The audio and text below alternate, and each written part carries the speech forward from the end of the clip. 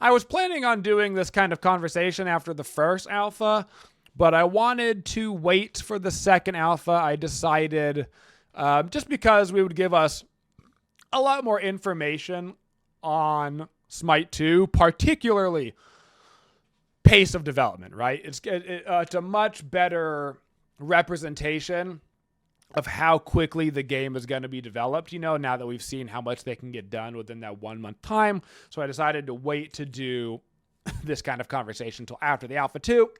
And now we're basically done with our Alpha 2 gameplay. We've played a crap ton of Alpha 2, just like we played a ton of Alpha 1. And now we are kind of ready to discuss.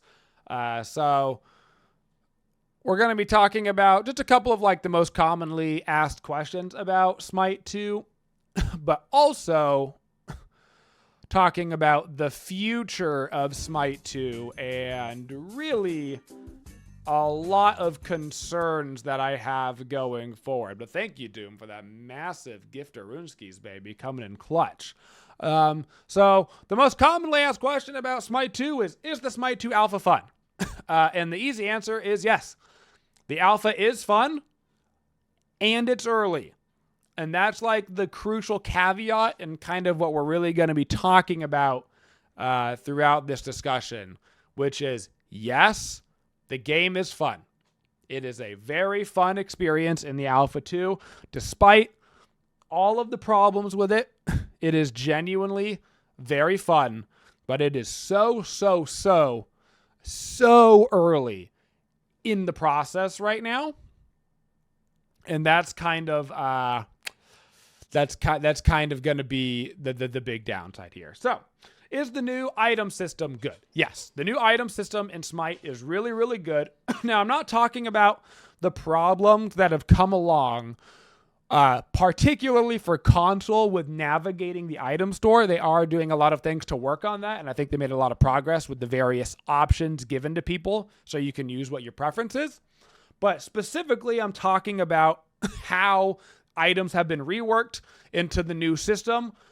A lot of people are confused by the new system. It's going to take people time to get used to it, but just because it's different and it's going to take time to get used to doesn't mean that it's not a superior building system for your both variety and versatility of builds, but also for the eventual balancing. The balancing of the game is going to be much, much easier around the system because basically they have a streamlined system of knowing what items you're building into and what kind of, instead of each individual tree needing all the individual treatments, you can kind of treat entire sections of the game at a time. In fact, they already did it from Alpha 1 to Alpha 2. You saw changes like all attack speed crit items slightly buffed, like something like that, where they can just make an entire overarching change to an archetype of item, which is a really cool way to balance. And they can do that based off of the math of how good certain items are doing and performing and stuff like that,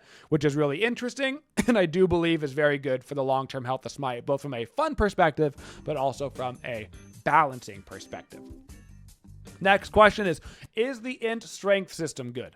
It's another system that I think is really good for Smite, both for, mostly for variety in the long run and competitiveness, and not getting bored.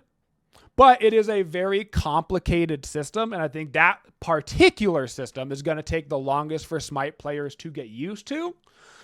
So right now, most Smite players see int and they think magical power, and most Smite players see strength and they say physical power. That's not correct.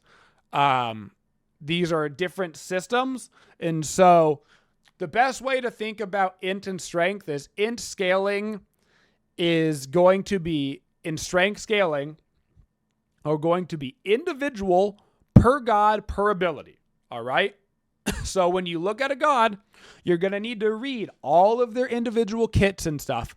The only thing that is universal right now on the int of strength is that all auto attacks scale 100% off of strength plus 20% of your int.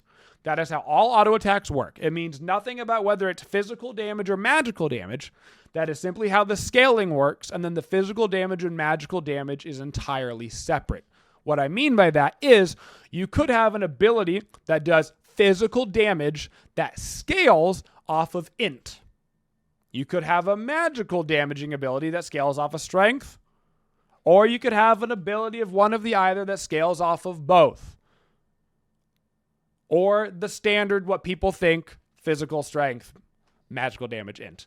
All of those options currently exist in the game, and it's all different per character. So if you want to know what type of damage a specific ability is dealing, or what type of scaling a specific ability has, you need to read every individual ability. Here's an example. Bacchus's flop, physical damage, strength scaling. Bacchus's burp is a magical damage with int scaling. He does physical and magical damage in his kit. Lots of gods can do both. Lots of gods are still basically only one damage type. You're going to have to take it every individual god at a time. There's no big blanket sweep rule other than, and this is kind of fun in RP, but if an ability looks like it would do magical damage, it probably does. If an ability looks like it would be physical damage, it probably is.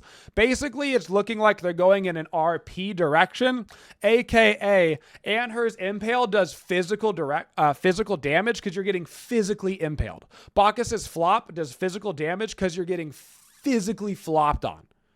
That's like the way to think about it. Obviously, you're going to want to read every god's kit, but from an aesthetic standpoint, you should be able to kind of tell, like, oh, they're actually physically hitting me with something, or like I got hit with a spell. It was probably more magical.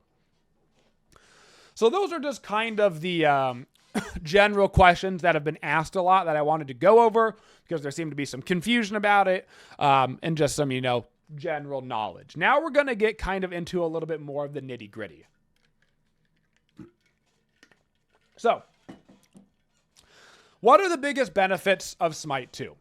A couple of the biggest benefits of Smite 2 over Smite 1 right now is that the gods look better and they feel cooler.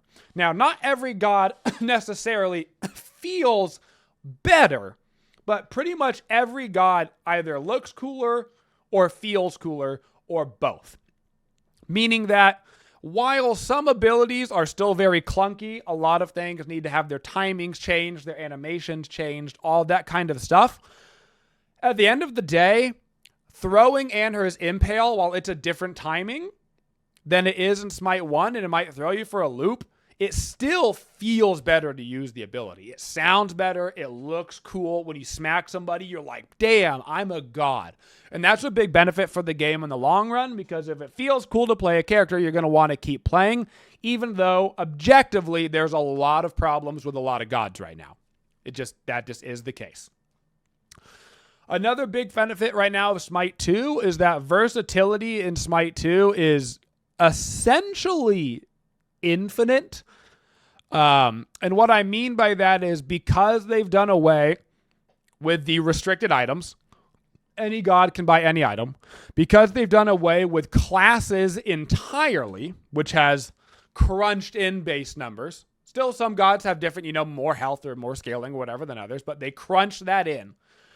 It means that the ability for you to do something off-roll and succeed is way better. Like, not even close better. We're talking Anhur support is like a legitimately viable strategy. We're talking Ymir crit jungle is a legitimately viable strategy. Now, part of that is because there's only, 18 gods or whatever in the game, and when there's 120, there's, some gods that are just so much stronger than others because of balancing, and the more limited that is, the closer the games. That's all true. But regardless, if you have a god that feels good in 3 or 4 different roles, even just from a casual perspective, that's still a massive win for Smite, because it means that somebody can play their favorite god even if they're a one-trick main and still have a bunch of different things that they can do with them, which is very exciting from a casual and competitive perspective.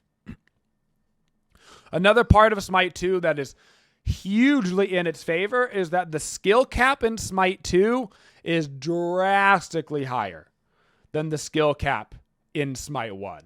Like, not even close. The addition of active items compared to the active system in Smite 1, the addition of that versatility of roles, all of those things increase the skill cap by a lot. There's so many more possibilities, and the more viable possibilities there are, it means that there's more counter builds, mean that there's more counter options, whether it's counter jungling or double jungling or building a support with more damage or building a mid laner with more defense or utilizing specific item tricks like Mirrodin to make a certain god busted, like double Zeus detonate for the double stun, all sorts of crazy stuff.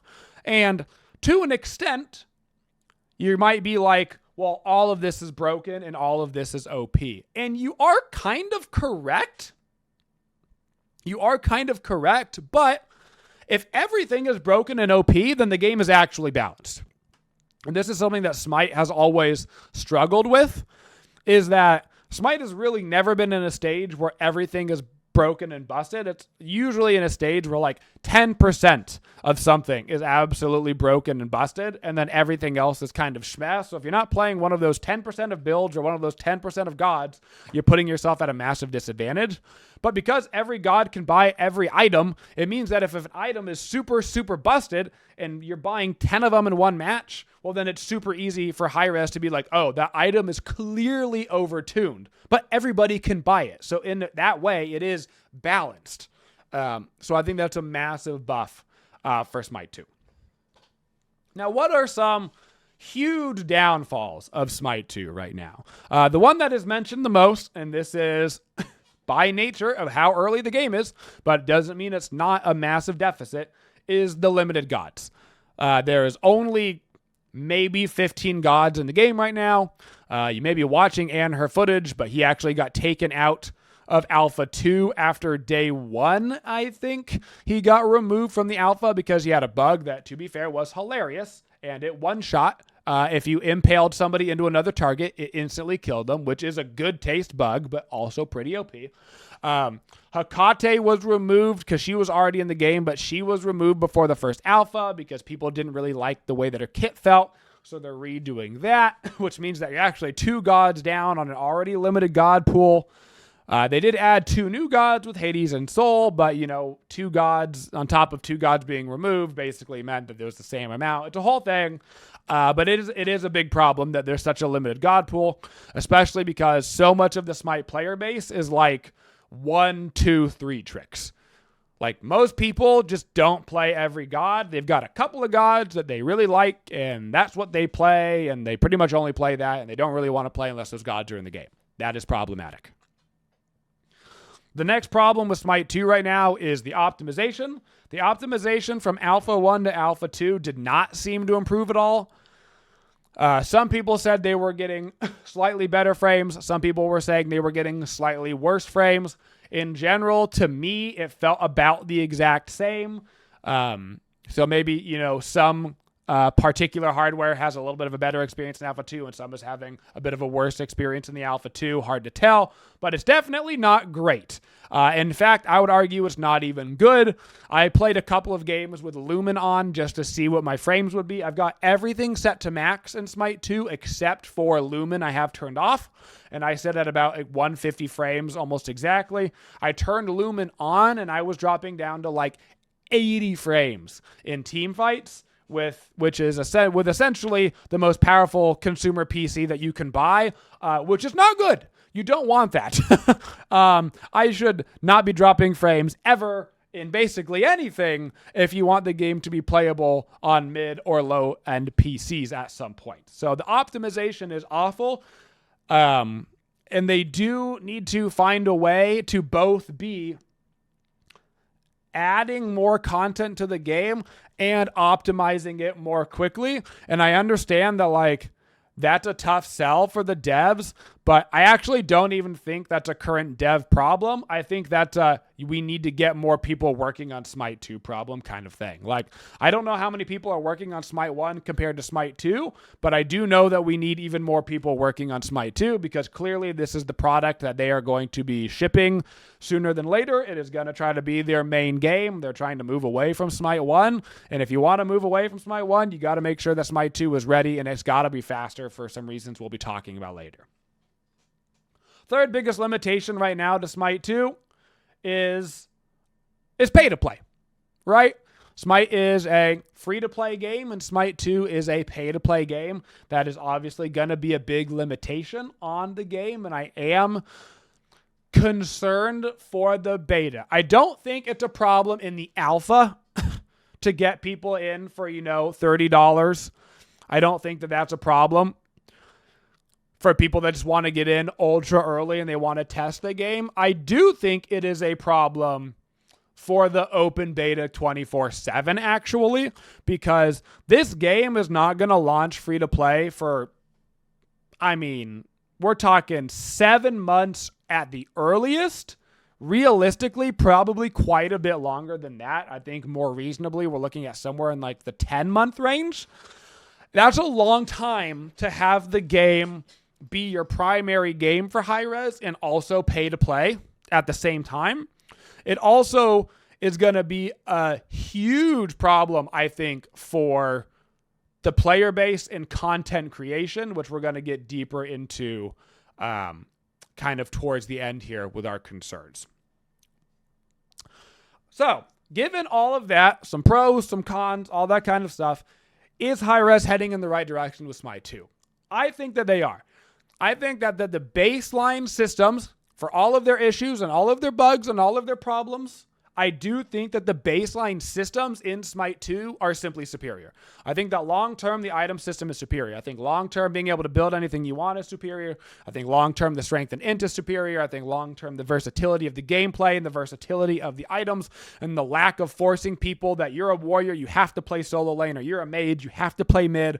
Taking away all of those built-in Smite restrictions and giving players the power to simply play the game the way that they want and the way that they can make it work is just a better way to make your game, both for casual players and competitive players. At competitive, I think it's going to make for some really interesting strats down the road. And for casuals, I think it's going to mean that you could maybe do the wrong thing, but still make it work and not ruin the game for the rest of your team. And I think all of those are really exciting things for Smite moving down many months down the line. So I do think that they're on the right track currently with what they are doing. So talking about the long term for Smite, what does Smite need to do currently? And this is going to be a fairly big list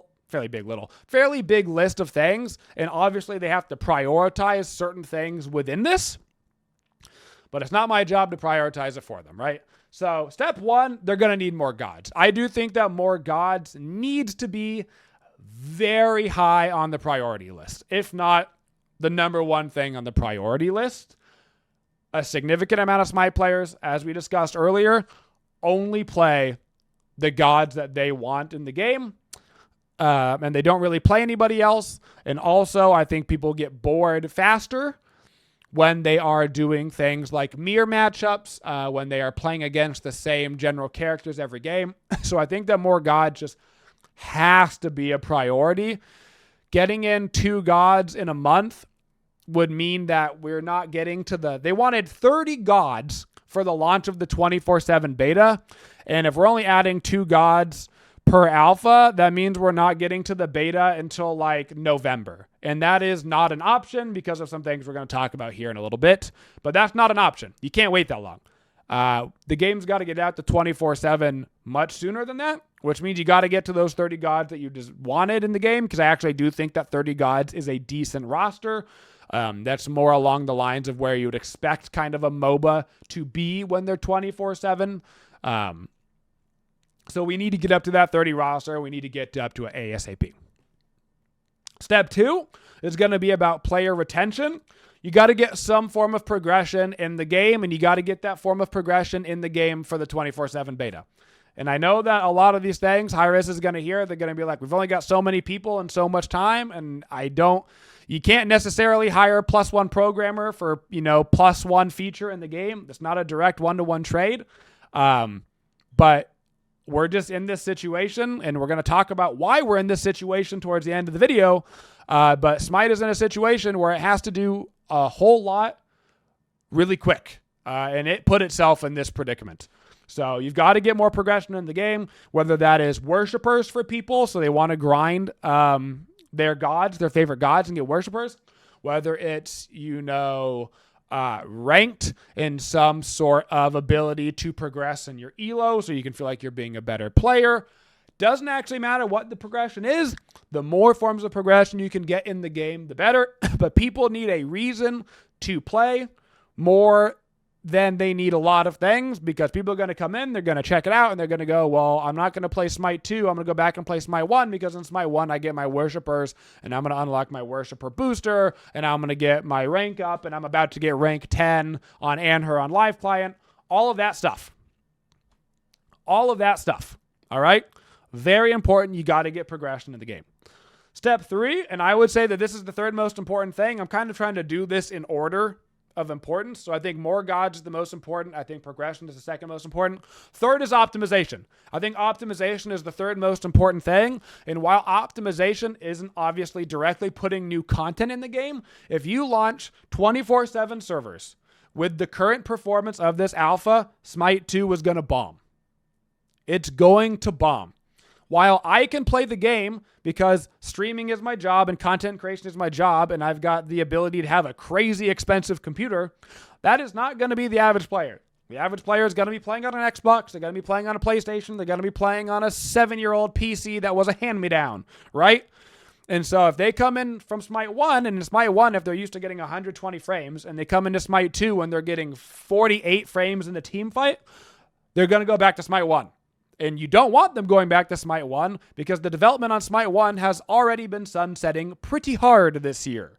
So clearly you want to move them towards Smite 2, so the game has to run better. It has to run better when the servers come up 24/7. It is simply not an option.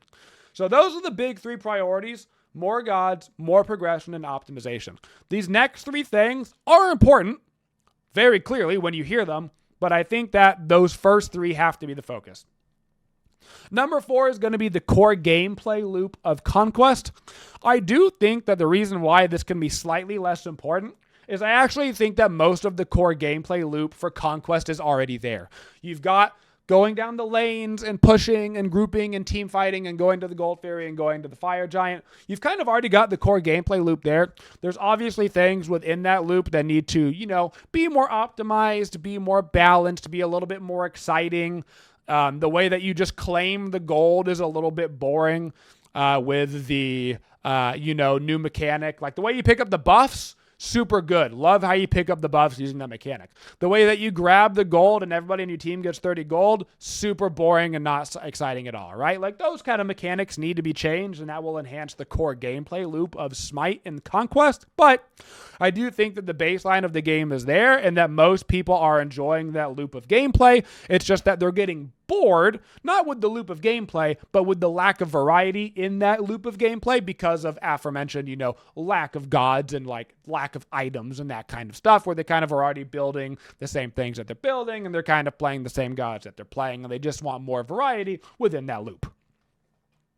Next up after that is bug fixing. And I can't believe I've got bug fixing this low on the list, but at the end of the day, there's only so much time in a day for them to work on the game. And if they spend all their time bug fixing and then put in new gods, which are going to have new bugs, and we all know high-res coding, when they put in a new god, they're going to get a new bug on an old god, and half the time they put in a new god, it'll probably accidentally fix a bug on the old god. You know what I'm saying? So while bug fixing is important and high-end game-breaking bugs do need to be a focus, aka Ymir and her one-shotting people with Impale is problematic because that is going to negatively affect the core gameplay loop, right? But as much as I complain about Athena's one kind of feeling dumb, it's not game-breaking that her one dashes and it doesn't have the cooldown on it, right? Like, you're supposed to have a 0.7 second buildup or whatever on Athena dash. Right now, she can instantly dash. Is that, a bug? Sure. Is it game-breaking? Not really, right? Not really. So you need to be able to focus on the massive bugs that are ruining the gameplay experience for others, but we're definitely in a content first point of view right now for Smite 2 because of how important it is to get the game into a playable public state.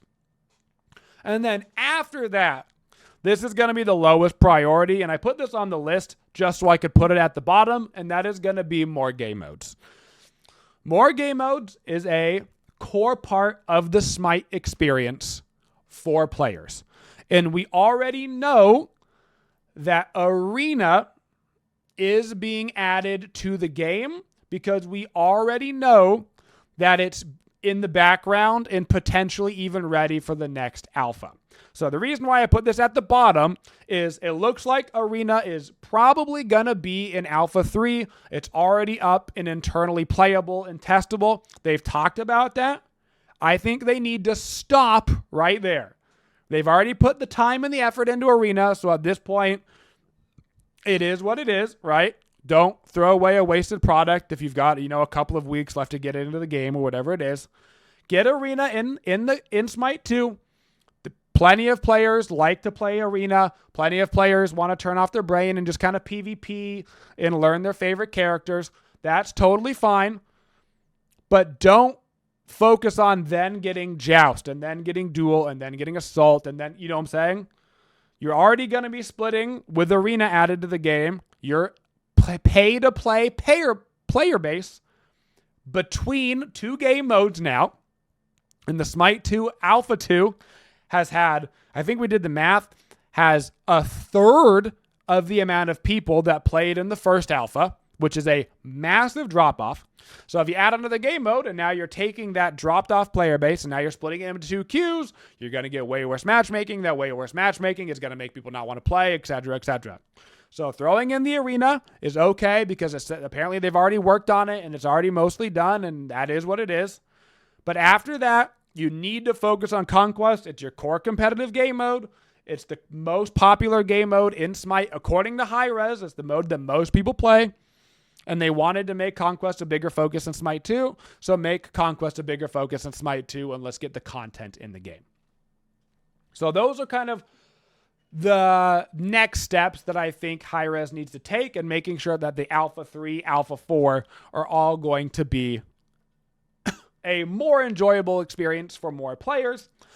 Currently, the listed time for the 24/7 servers up for closed beta for Smite is the end of July. I think that there is no way that they make that deadline.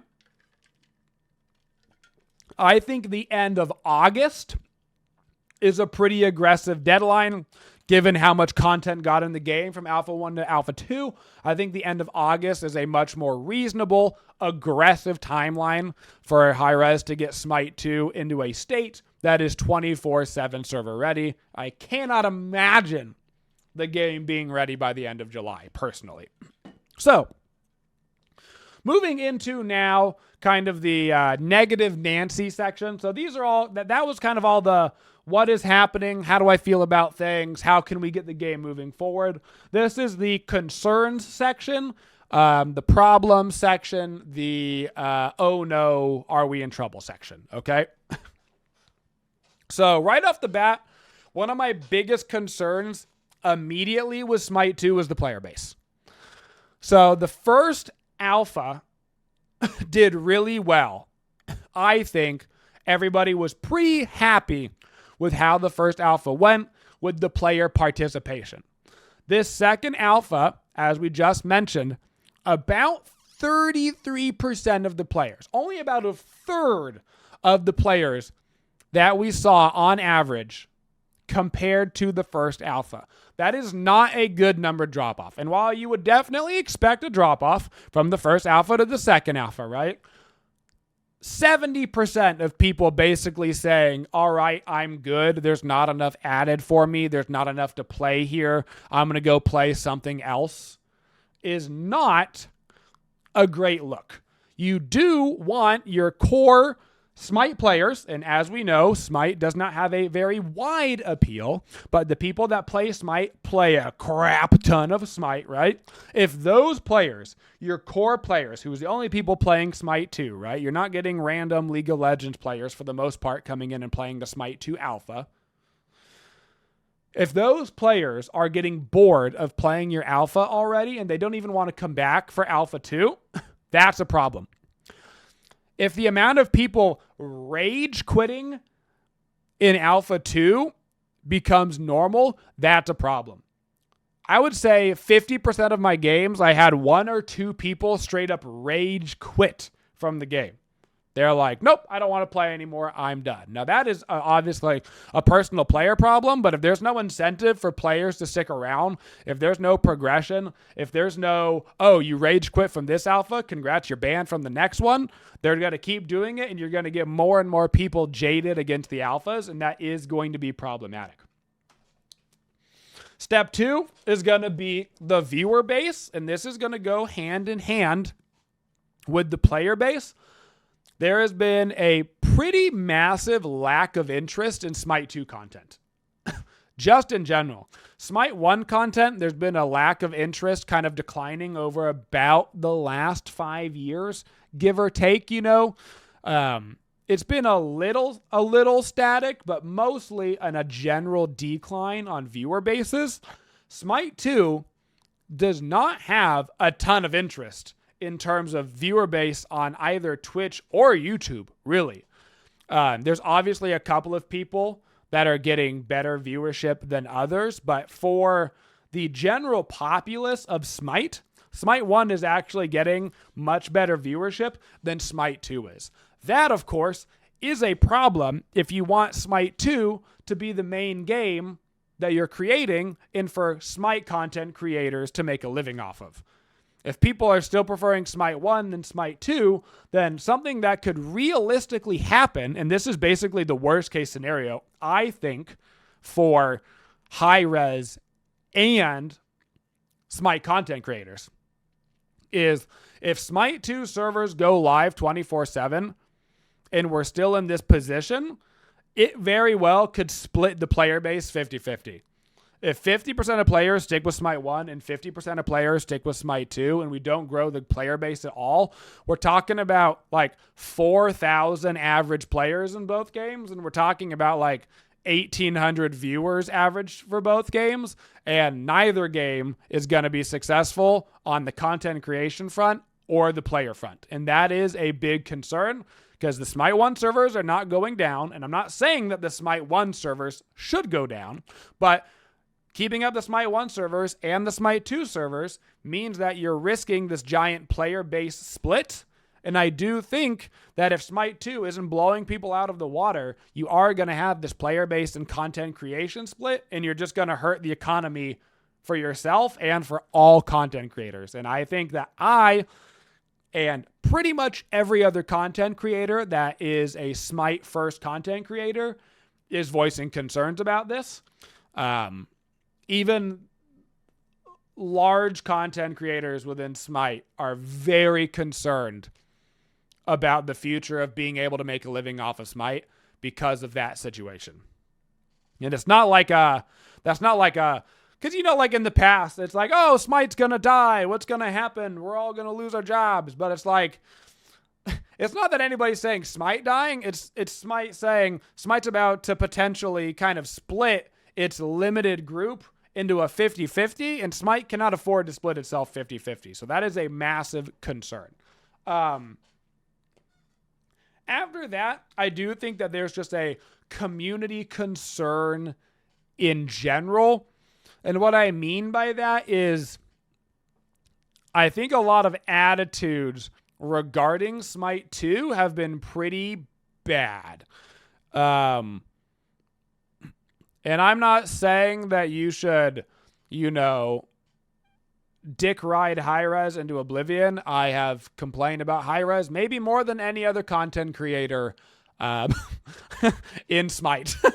I've had all of my own set of problems, but I do think that the community reaction towards Smite 2,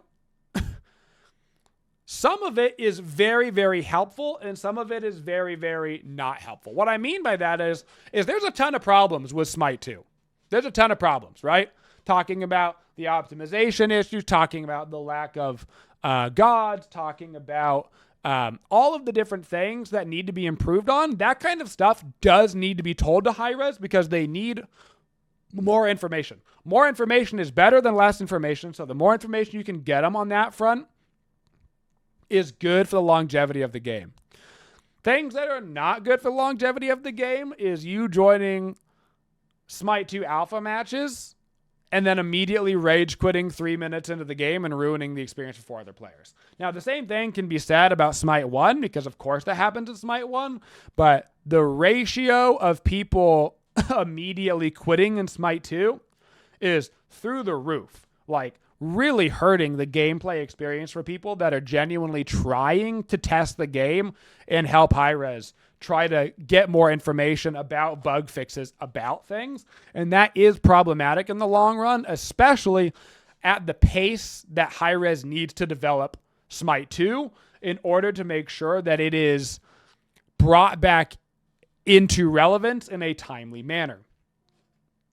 And now, the reason why it needs to get brought into in a timely manner, and I'm going to try to explain this as best I can, and a bunch of people are going to, call me stupid for this, but it's okay.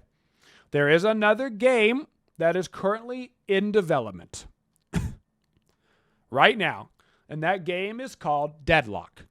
And if you have heard about Deadlock and you've looked at it, you might think to yourself, how does this compete with Smite? And so I want to kind of get into that. So Deadlock is an upcoming game being released by Valve. I actually don't know if it's in-house by Valve. I think it might just be published by Valve. But the game is made by IceFrog, who was the guy that created Dota, aka one of the most popular games of all time. He is making this game backed by a very powerful company, Valve, called Deadlock. And Deadlock is essentially a brand new type of video game combining 2 genres of game. It is a hero shooter in gameplay, right? So think Paladins, think Overwatch, think hero shooter, but put onto the mechanics of a MOBA.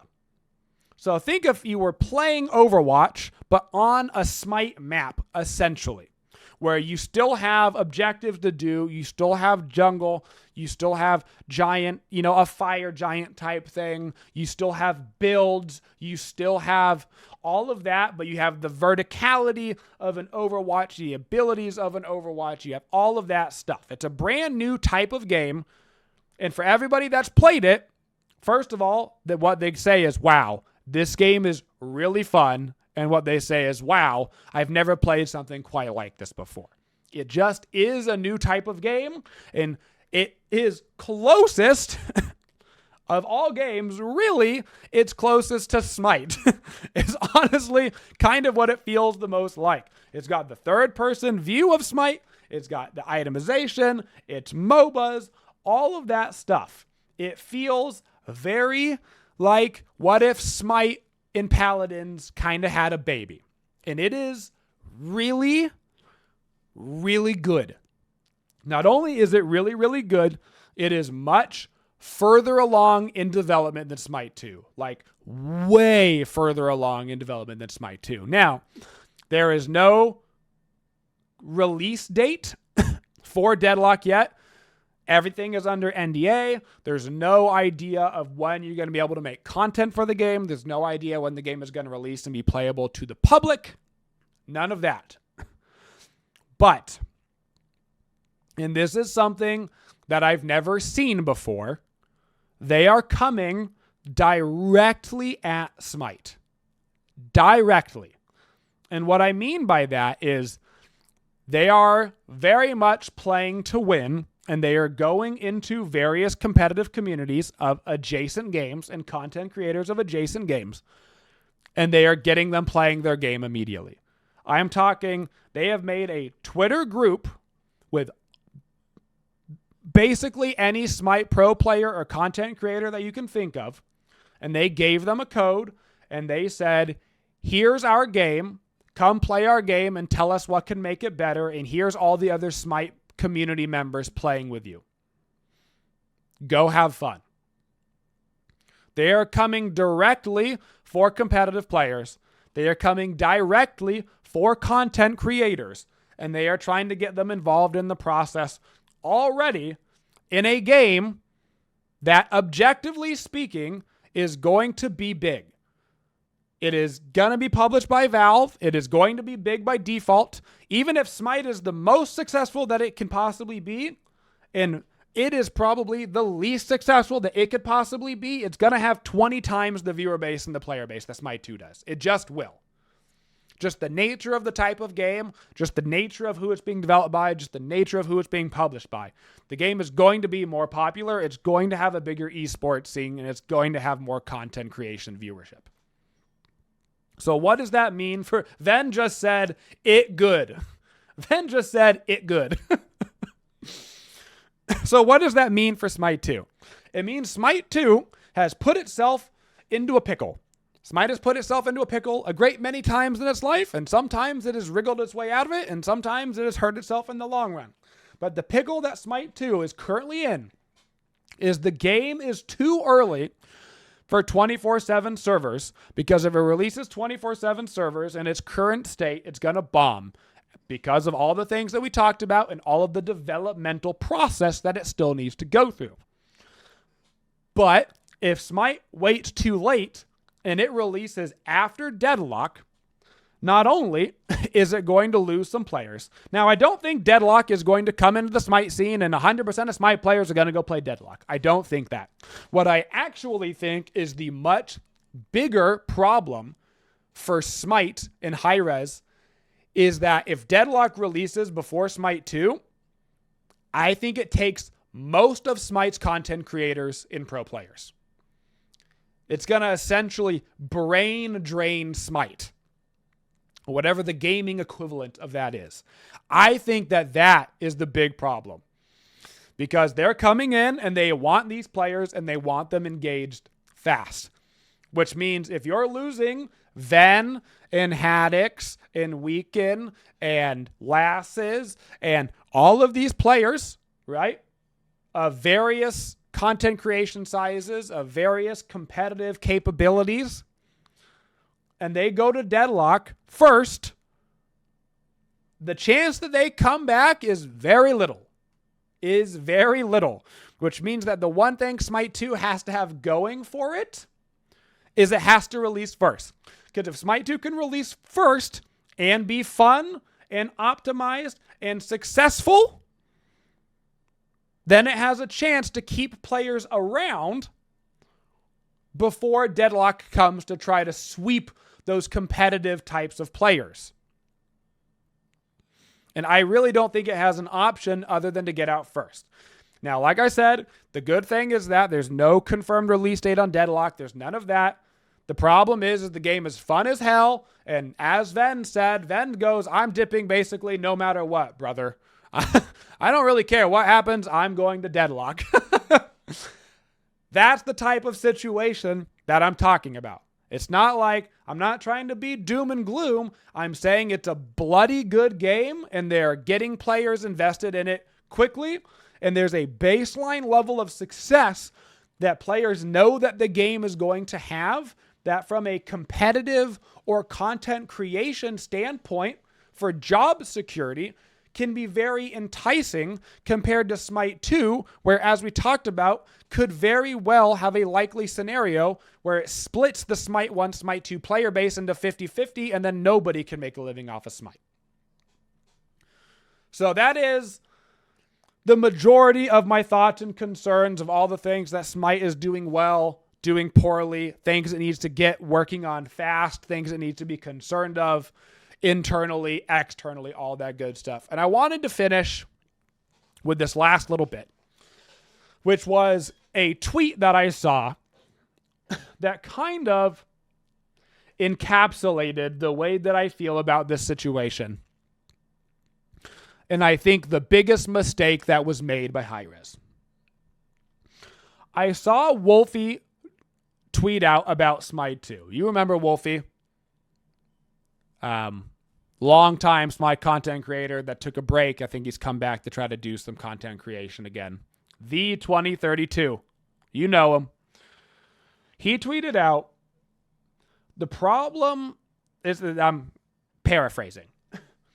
The problem isn't that Smite 2 is early.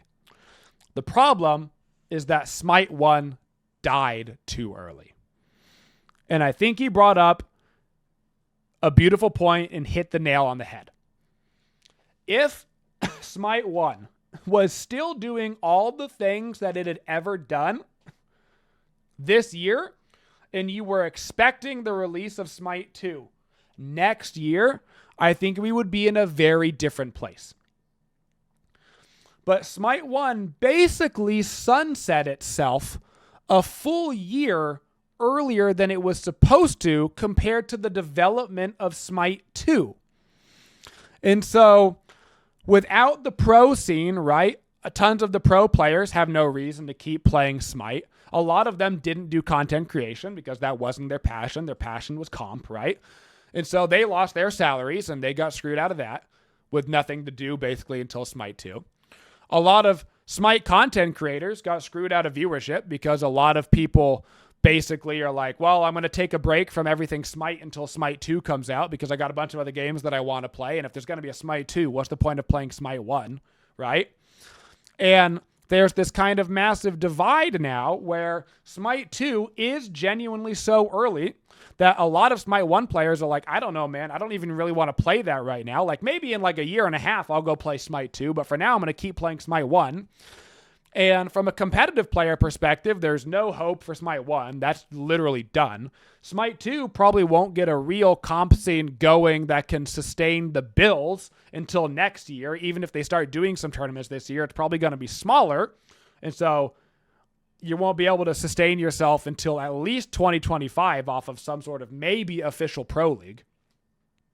Which means that Smite and Hi-Rez put itself into a limbo where you've got now this 6 month to maybe a full year long period already, right? On top of the 6 months that we've already had, where Smite 1 is in limbo, where it's not the main product anymore, but Smite 2 isn't ready yet to be played. And so everybody's kind of just waiting in the middle, trying to decide what they're supposed to do while they're waiting. And if a game like Deadlock comes along and all Smite content creators and ex-pro players and amateur players are waiting to do something Smite related, and if Smite's like, I don't know, man, have a $2,500 tournament and you can win a couple $100, they're going to go play something else.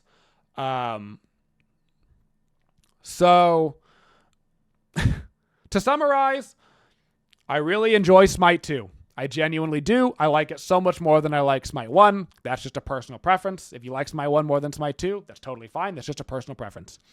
I like Smite 2 so much more than I like Smite 1. But the game is objectively super duper early and has a long way to go. The community is quite split on Smite 2 right now, and I think a large part of that is because of how early it is. From a content creator pro perspective, there's not a lot right now in Smite for us. As somebody who's interested in doing Smite 2 competitive, I am. I think the game is really fun. I would love to get back into doing some competitive stuff. I also have my eyes on Deadlock because if there's going to be a comp scene in Deadlock and if Ven's going to be over there and Lass is going to be over there and boys are going to be over there and they want to form a competitive team and they want to go crap over some Overwatch players with our superior MOBA mechanics, then you're damn straight I'm going to go do that, you know? And it's not that I don't love Smite or that I don't want Smite 2 to be successful, but like at the end of the day, you got to do what puts food on the table and you got to support your family and you got to support your friends. And it's like,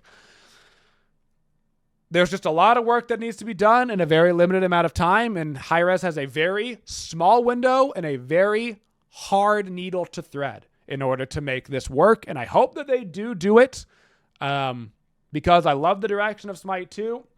And I think that it has the bones to be a great game. But I am very, very nervous and very, very anxious and very, very concerned about the future of Smite and Hi-Rez. But thank you guys for watching this video if you're on YouTube or watching the stream if you're on stream. I kind of got out everything that I needed to get out. We covered a lot of different topics. So hopefully you learned something here today about the inner workings and outer workings of everything that is going on. But thank you guys for all of your support. We should have tons of Smite 2 content for you up on that main YouTube channel. And then we have Smite 1 content coming in still daily on our secondary YouTube channel. So if Smite 2 isn't for you, make sure you're subbed to the secondary YouTube channel. We basically got a dedicated Smite 2 channel and a dedicated Smite 1 channel right now. But thank you guys for all your support. I very literally could not do this without the community that keeps the stream dream alive, following us on all of our socials, helping us through sponsors, all that good stuff. I will see all of you guys bright and early tomorrow morning in some regular Smite 1. Who knows what the road holds for us? It could be Smite 2. It could be Deadlock. Could be something entirely different.